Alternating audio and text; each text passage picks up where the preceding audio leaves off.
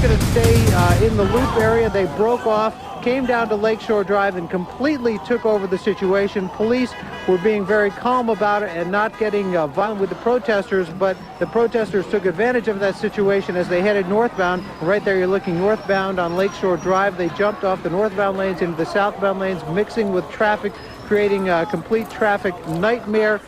Police allowed them to continue marching farther north. They continued with the chanting of their anti-war slogans and our streets, our streets. But when they got up to Michigan Avenue, 1000 North, they split off Lakeshore Drive, raced over to Michigan Avenue right in front of the Drake Hotel, and that's when things started getting a little bit chaotic. Police had to arrest some people here. A protester tried to create some problems. Police jumped on him and handcuffed him. Another protester ran off into the crowd. He was also arrested.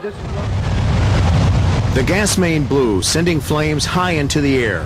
We all thought that a plane had maybe crashed because it was a loud explosion, then it was a very large echo. And then a couple seconds later, before the flame shot out, there was another explosion. And then the flame shot up at least about 150 to 200 feet. The flame shot well above one of two CHA senior residences. As deadly gas shot into the air, fire officials say they knew they had minutes to evacuate. We had that evacuated only 10 minutes prior to the explosion, and I think they did a tremendous job. No civilian injuries. I'm afraid actually to go out. So scared that Carolina only wants us to use her first name. She says the night of the attack was the first time she had ever seen Tony Abadi, the off-duty Chicago cop now charged with felony assault. She says the beating, which happened February 19th at Jesse's Shortstop Inn on the Northwest Side, left her with bruises on her head, back, arms, and legs from Abadi's repeated punches and kicks. When I seen that tape, actually, it was like feeling the hits again on my head. Abadi is 6'1", 250, nearly twice as big as Carolina, who's just 5'3", 130. At one moment, I just started to realizing that if I'm hitting him more, then he's gonna hit me more and more and more. Then I just stop actually fighting, and then I have no idea if I hit him or while I was laying down on the floor. Prosecutors say earlier that evening, Abadi had attacked another man seen join with him from the left side of the bar. Sunday afternoon, people were dodging dangerous falling ice outside the John Hancock building.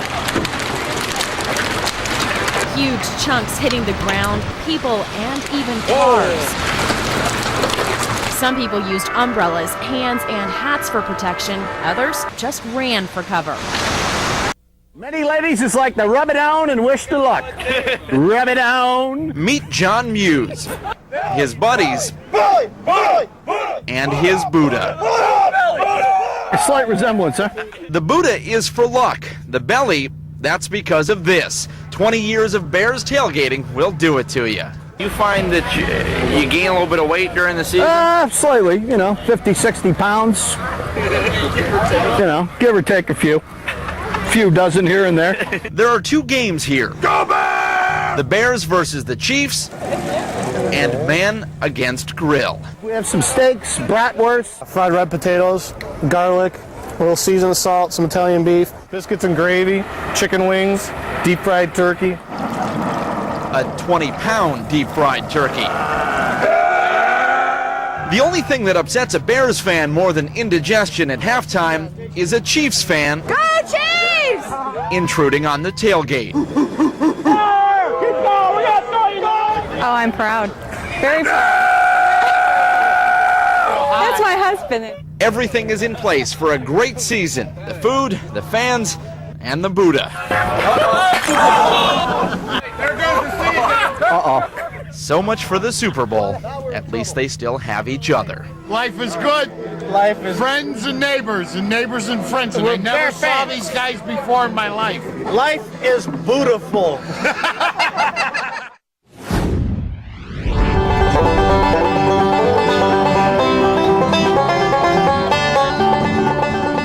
I guess the stereotype has always been the hee-haw and the Beverly Hillbillies and stuff, but I mean that's being dispelled.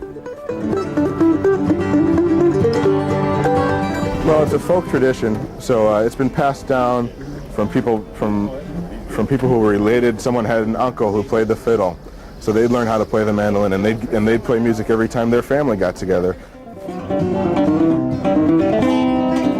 This is the bluegrass school. This is when we get together, and you know, there's kids running around here with banjos and mandolins and stuff, and you know, as a kid, I just went up and tugged on the shirt tails of all the people, the band members playing, and said, "Hey, show me something."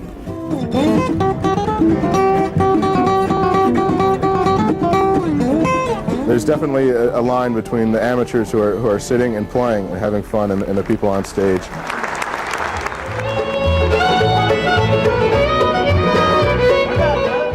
We're not farmers anymore like bluegrassers were in the 30s when it began.